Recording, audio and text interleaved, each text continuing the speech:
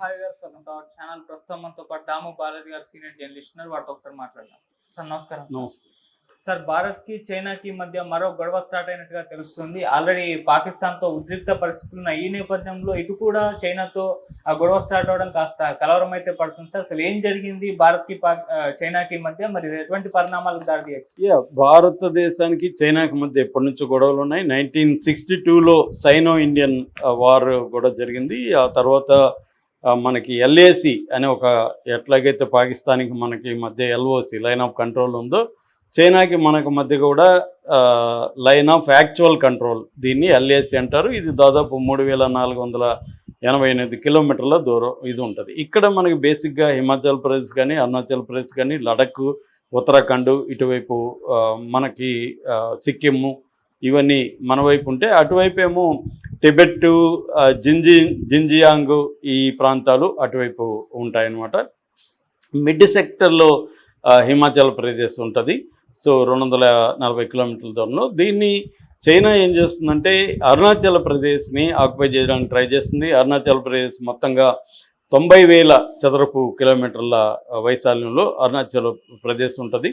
దీన్ని south Tibet అని పిలుస్తారు వాళ్ళు. అంటే అరుణాచల్ ప్రదేశ్ని వాళ్ళ భూభాగంగానే పరిగణిస్తారు. సౌత్ టిబెట్ అని, తర్వాత జాంగ్నన్ అని వాళ్ళు పిలుచుకుంటున్నారు. సో వాళ్ళదని వాళ్ళు క్లెయిమ్ చేసుకుంటున్నారు. ఎందుకంటే అక్కడ వాళ్ళకి టిబెటన్ అటానమస్ రీజన్ అంటారు. ఆ టిబెటన్ అటానమస్ రీజన్లో ఇది ఉంది.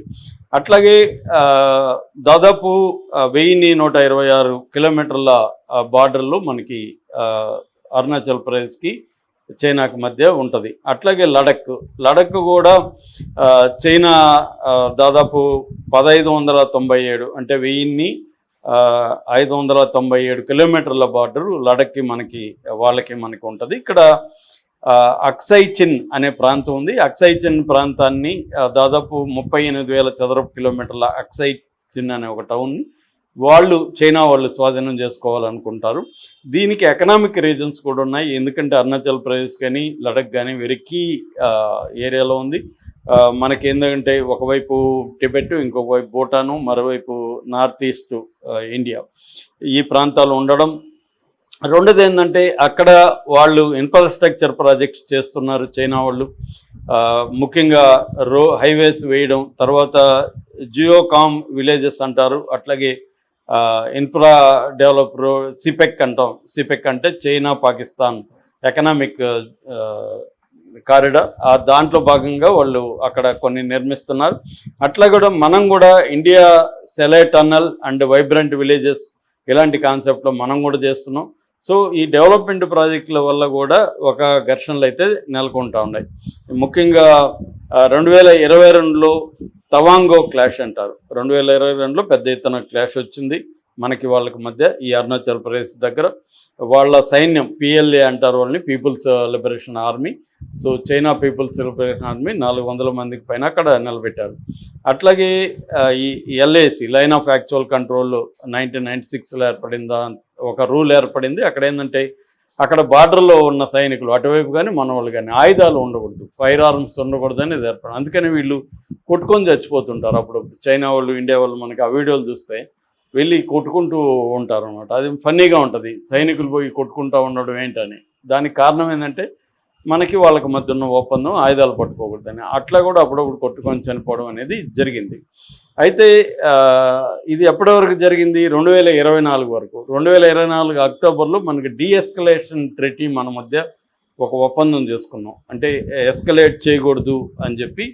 సో అప్పటి నుంచి కొంత తగ్గింది. అయితే ఇప్పుడు మళ్ళీ పాకిస్తాన్ ఇండియా వార్ నేపథ్యంలో చైనా పాకిస్తాన్ వైపుకి అఫిషియల్గా నిలబడకపోయినా అన్అఫిషియల్గా మొత్తం వాళ్ళకి హెల్ప్ చేయడం కానీ, చైనా నుంచి డిఫెన్స్, పాకిస్తాన్ మొత్తం డిఫెన్స్ ఎక్విప్మెంట్లో దాదాపు 80% చైనా నుంచి ఉంటుంది. మనకేమో 60% పైన రష్యా నుంచి ఉంటే, వాళ్ళకి చైనా నుంచి ఫ్లైట్స్ అవన్నీ కూడా చైనా నుంచి వాళ్ళ defence, air defence system, IQ-9 అవన్నీ కూడా చైనా నుంచే వస్తాయన్నమాట. సో అందుకని పైగా చైనా ఇన్ఫ్రాస్ట్రక్చరు, సిపెక్, పోర్టుల డెవలప్మెంటు, పవర్ ప్రాజెక్ట్స్ వీటన్నిటి కలిపి $70 బిలియన్ ఇన్వెస్ట్మెంట్ పాకిస్తాన్లో చేసింది. మరో $30 బిలియన్ పాకిస్తాన్కి అప్పిచ్చింది. సో దాదాపు $100 బిలియన్ అంటే పాకిస్తాన్లో అతిపెద్ద పెట్టుబడి పెట్టిన ఏకైక దేశం చైనానే. నిజానికి చైనా లేకపోతే ఎకనామిక్గా పాకిస్తాన్ చాలా దెబ్బతిని ఉండే. ఈ $100 బిలియన్ అనేది చైనాకి చాలా హెల్ప్ అయింది, పాకిస్తాన్కి. అందువల్ల పాకిస్తాన్కి చైనాకి అవినాభావ సంబంధం ఉంది. రెండోది మనకి చైనాకి మధ్య గొడవలు ఎప్పటి నుంచో ఉన్నాయి, బార్డర్ ఇష్యూస్. సో ఈ క్రమంలో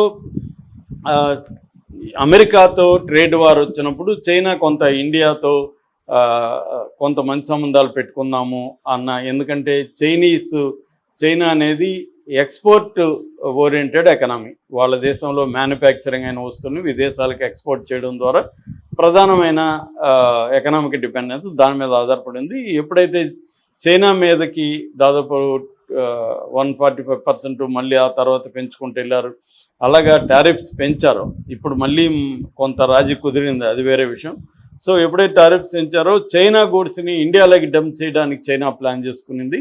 ఆల్రెడీ మనం చూస్తున్నాం, ఎక్కడ చూసినా మనకి చైనా వస్తువులు ఎక్కడ చూసినా కనిపిస్తున్నాయి. సో అలాగా ప్లాన్ చేసుకొని చైనా ఇండియన్ మార్కెట్ని కబ్జా చేయడం అనేది వాళ్ళ పాలసీ. మనమేమనుకుంటున్నాం, చైనా ప్లస్ పాలసీ అంటారు. అంటే చైనా కాకుండా ఇతర దేశాల్లోకి అమెరికా పెట్టుబడులు కానీ మిగతా పెట్టుబడులని ఆకర్షించడం. ఎప్పుడైతే అమెరికా చైనా మీద ఆంక్షలు విధించిందో అమెరికన్ కంపెనీస్ చైనాలో ఉన్నవి, యాపిల్ లాంటివి బయటకు వచ్చేసి ఇండియాలోనూ వియత్నాంలోనూ ఇలాంటి దేశాలకి రావడం అనేది జరుగుతుంది. సో ఈ నేపథ్యంలో చైనా పాకిస్తాన్ని రెచ్చగొట్టి, అసలు పాకిస్తాన్ని యుద్ధం చేయడం వెనక చైనానే ఉంది, చైనానే రెచ్చగొట్టారు. ఎందుకంటే చైనా ఎకనామీ దారుణంగా ఉంది, అక్కడ రియల్ ఎస్టేట్ అతి దారుణంగా పడిపోయింది, వాళ్ళ స్టాక్ మార్కెట్ కుప్పకూలు పరిస్థితి ఉంది. ఈ నేపథ్యంలో ఇండియా బాగుపడే అవకాశం కనిపిస్తుంది. China loss is India gain. కాబట్టి ఇండియాని డిస్టర్బ్ చేస్తే ఇండియాలోకి చైనా నుంచి పెట్టుబడులు వెళ్ళవు అనే ఒక స్ట్రాటజీతో పాకిస్తాన్ని రెచ్చగొట్టి వార్లోకి దింపారు. ఎందుకంటే పాకిస్తాన్ ఇప్పుడు చైనా కంట్రోల్లో ఉంది, చైనా ఏం చెప్తే పాకిస్తాన్ అది చేసే పరిస్థితిలో ఉంది. ఈ నేపథ్యంలో చైనాని ఇండియాని అస్థిరపరచడం కోసం, డిస్టర్బ్ చేయడం కోసం పాకిస్తాన్ని ఎగదోలింది అన్న ఒక నెరేటివ్ కూడా ఉంది. దాన్ని చైనా అఫీషియల్గా ఖండిస్తుంది. చైనా ఏం చెప్తుందంటే పాకిస్తాన్ వారు ఇండియాకి మధ్య వార్ అనేది కరెక్ట్ కాదు, మీరిద్దరూ కూర్చొని మాట్లాడుకోండి అనేది చైనా పైకి చెప్తుంది. కానీ ఇండైరెక్ట్గా పాకిస్తాన్కి హెల్ప్ చేయడం అనేది అందరికీ తెలిసిన విషయమే. మరోవైపు చైనాకి మనకి ఇంకొక ప్రాబ్లం ఏంటంటే, పాకిస్తాన్లో ఉండే బెలూచి లిబరేషన్ ఆర్మీకి ఇండియానే ఆయుధాలు సప్లై కావచ్చు, ట్రైనింగ్ కావచ్చు, వాళ్ళ గాయపడిన వాళ్ళకి ఇక్కడ ఇండియన్ హాస్పిటల్లో ట్రీట్మెంట్ కావచ్చు, లాజిస్టిక్స్ కావచ్చు, ఇవన్నీ ఇండియానే ప్రొవైడ్ చేస్తుందని పాకిస్తాన్ ఆరోపిస్తుంది. ప్రధానంగా బెలూచి లిబరేషన్ ఆర్మీ పనిచేస్తున్న చోట, ముఖ్యంగా బెలూచిస్తాన్లో అనేక వనరులకు సంబంధించి చైనా సిపెక్, నేను ఇందాక చెప్పిన సిపెక్ చైనా పాకిస్తాన్ ఎకనామిక్ కారిడార్ ఏదైతే ఉందో అది హైవేలు నిర్మించడం, తర్వాత పవర్ ప్రాజెక్ట్స్ నిర్మించడం, తర్వాత గదర్ పోర్ట్ అని అది కూడా బలూచిస్తాన్లో ఉంటుంది, ఇవన్నీ అక్కడ చేస్తుంది.